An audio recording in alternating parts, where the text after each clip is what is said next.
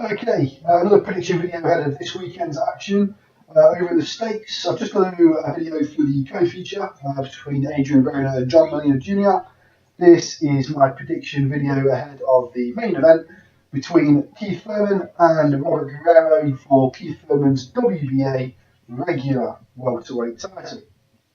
Now, interesting fight this one.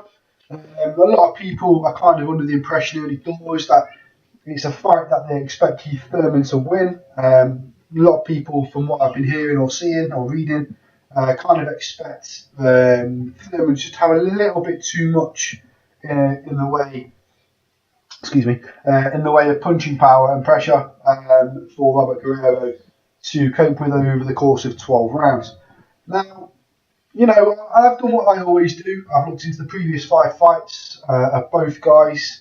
Not a lot to read into them, really. Although, if I was a Robert Guerrero fan right now, I would be slightly, maybe gravely even concerned about the lack of activity in the last couple of years in respect to his boxing career. I mean, let's be honest, when he fought Floyd Mayweather Jr. in May of 2013 for, obviously, Floyd's titles, there were, a lot of hype around Guerrero at that time. A lot of people expecting Guerrero to give Floyd some trouble, or only in some quarters, to be honest. There wasn't a lot of people that was expecting it.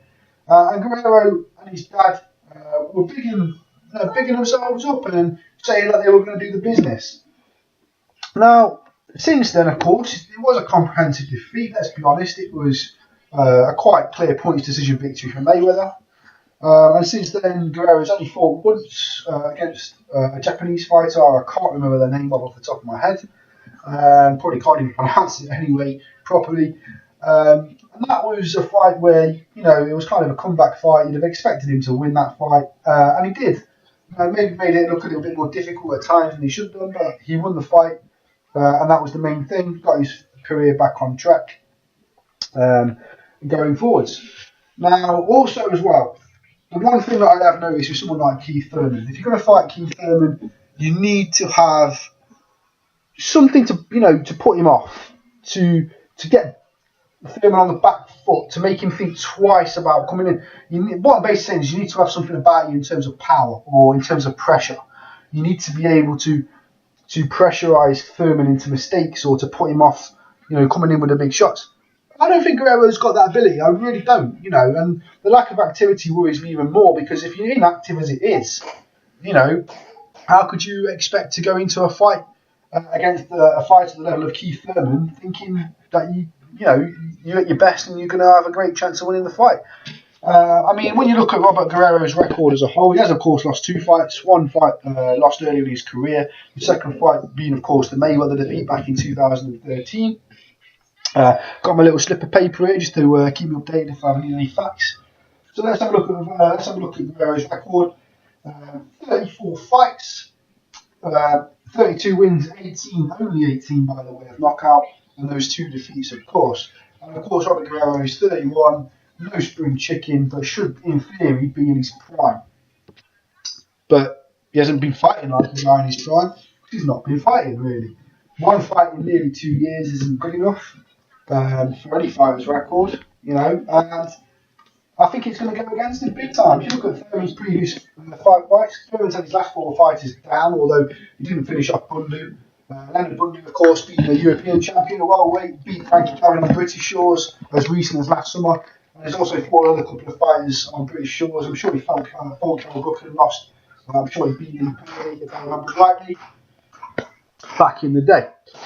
Now, the Keith Thurman fight between Thurman and Bundu, the fight between Thurman and Bundu, a lot of American fans weren't exactly impressed with Thurman, saying that, wasn't exactly a fire on all cylinders during that fight. But I think you've got to give Leonard Bundu a lot of credit and a lot of respect. Certainly on European shores, he's a well-known welterweight, a well-known travelled welterweight, more importantly, that doesn't shy away from a fight, and he's got a lot of heart and grit about him as well.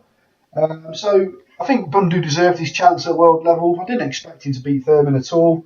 But I did think he would give Thurman some things to think about. And I think he did, and I think that's why Thurman maybe wasn't as explosive, or as some American fans put it, seemed to struggle.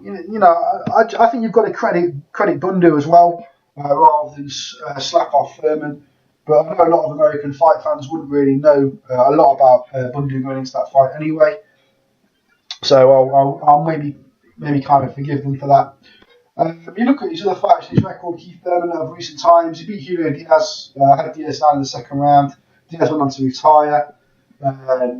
Doesn't really surprise me. Julio Diaz was quite over the hill anyway. He's not in his prime anymore, shall we say. He's a fighter that's gone past his prime, and he's still fighting, still hoping, but he's not going to regain previous successes. Looking at the fights before that, he beat Jesus Soto Caras, the kind of fighter that if you can't get past him, you're not going to be a world level fighter. I don't see Caras as nothing more than a gatekeeper.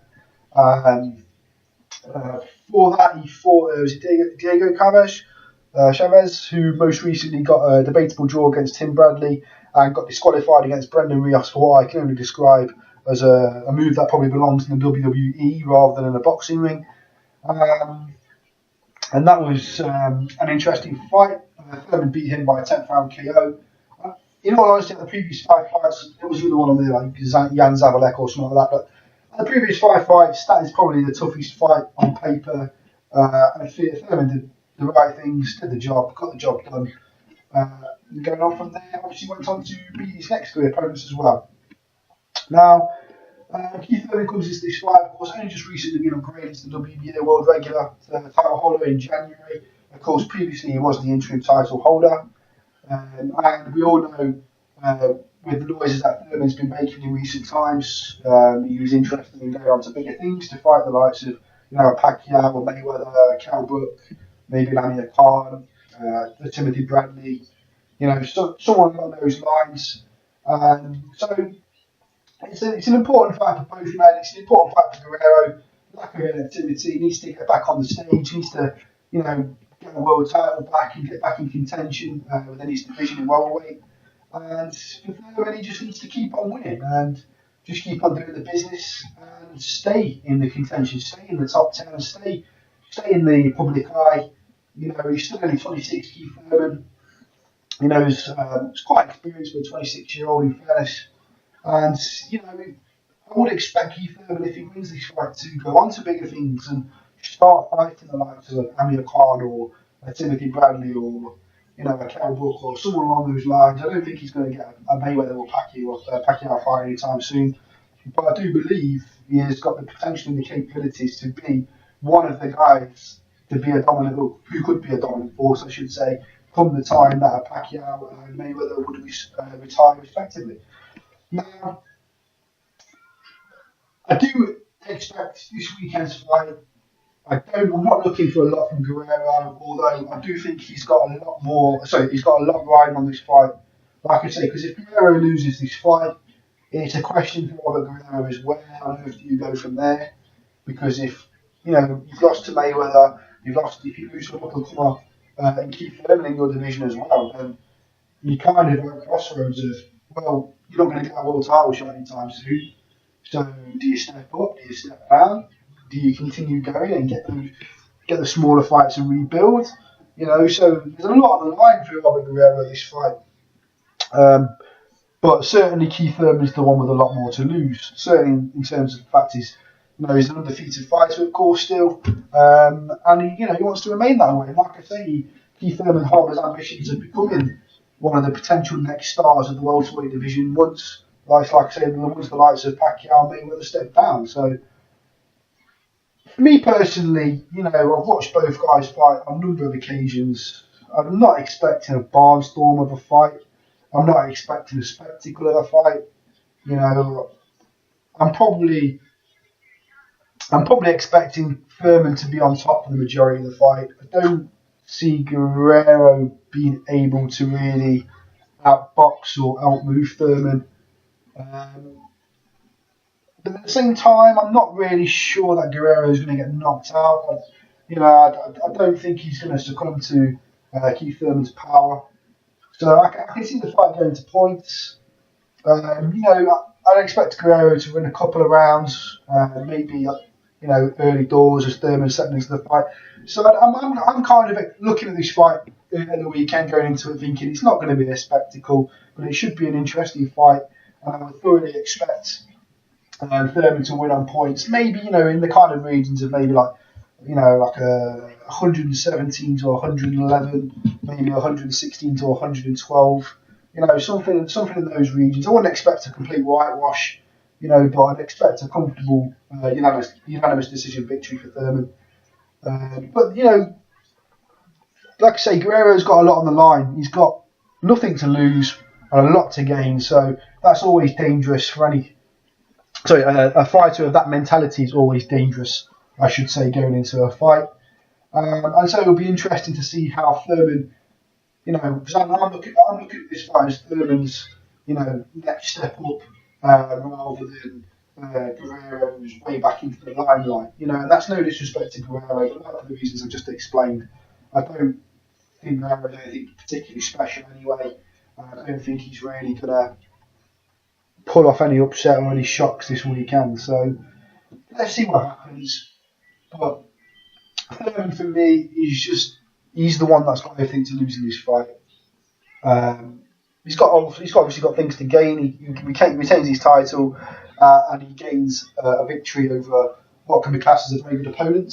But like I say, it's Guerrero's certainly got a lot more to gain from this fight and nothing to lose, whereas Keith Thurman's got a lot to lose and little to gain. So interesting fight in that respect. I'll be interested to see how Keith Thurman copes with that, not pressure, but copes with that situation. But the way I've seen both guys fight previously, I just expect Thurman just to outbox Guerrero. I don't expect a knockout. Like I say, Thurman UD, and then Keith Thurman from there. If he does get a pass to Guerrero, like I expect him to, there's a lot of talk. I don't see Thurman getting a Pacquiao or a Mayweather after their fight in May. So the possibilities there for Thurman will probably be maybe the winner of Jojo Dan and Cal Brook, or maybe even an Amir Khan if he's still not obsessed with the Pacquiao Mayweather situation and trying to get that fight for later this year. Although I doubt he would now, because of course Amir Khan has Ramadan, and then I wouldn't expect Amir Khan to kind of fight between July and October, or July and November, I should say. So, that kind of puts Amir Khan out of contention for the best part of a third to a quarter of a year. A quarter to a third of a year, I should say. So it's interesting. I don't know who he's fighting, but I would like to see Kell Brook versus Keith Thurman, because with no disrespect to Amir Khan or any of the guys that's kind of floating around at the minute, but I do kind of see Thurman and Brook as two possible potential welterweight stars. And it would be interesting to see that fight now. But anyway, let me know what you guys think. As usual, like I always say, if you think I'm talking bollocks, let me know, but give me a reason. Debate, not discriminate, and all that rubbish. So, please subscribe, follow me on Twitter. Let me know what you guys think. Comment page.